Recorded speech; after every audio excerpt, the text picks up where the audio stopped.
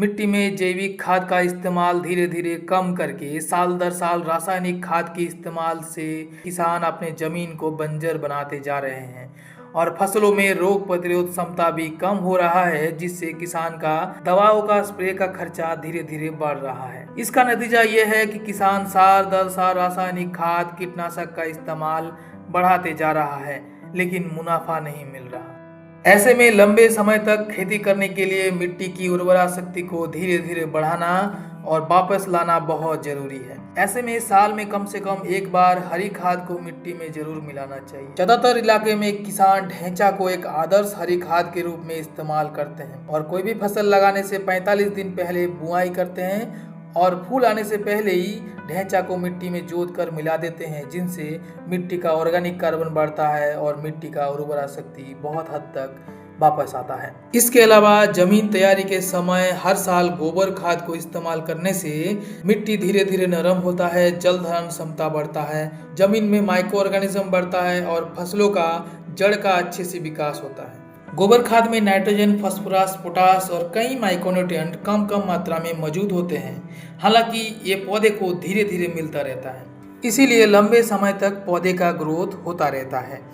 गोबर खाद का इस्तेमाल से जमीन में खरपतवार का समस्या ज्यादा आता है, क्योंकि इसमें पशुओं का मल रहता है जिसमें घास का बीज आ जाता है। इसीलिए गोबर खाद को वर्मी कंपोस्ट बनाकर इस्तेमाल करने से इसका ज्यादा फायदा मिलता है और उसमें पोषक तत्व भी ज्यादा देखने को मिलता है। खाद की लगातार इस्तेमाल से मिट्टी में पोषक तत्व पकड़ के रखने की क्षमता धीरे धीरे बढ़ जाता है, जिससे पौधे हरा भरा बनते हैं और उनमें रोग प्रतिरोध का क्षमता भी बढ़ता रहता है।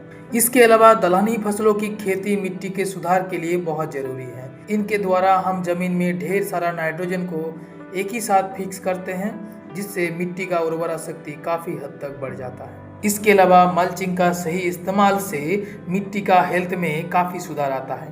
प्लास्टिक मल्चिंग से हटके पुआल की, सूखे पत्ते की और घास की मल्चिंग काफी असरदार है और इससे मिट्टी में माइक्रो ऑर्गेनिज्म यानी अणुजीव का भी बढ़ोतरी होता है।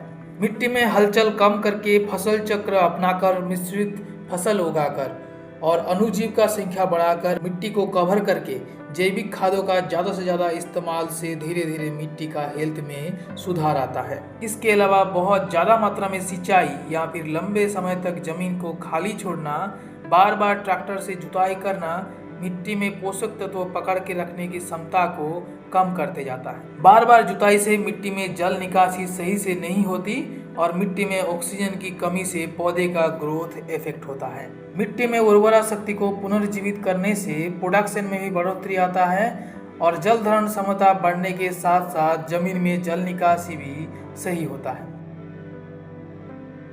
ऐसे में रासायनिक खाद का कम इस्तेमाल से भी खेती संभव हो पाता है।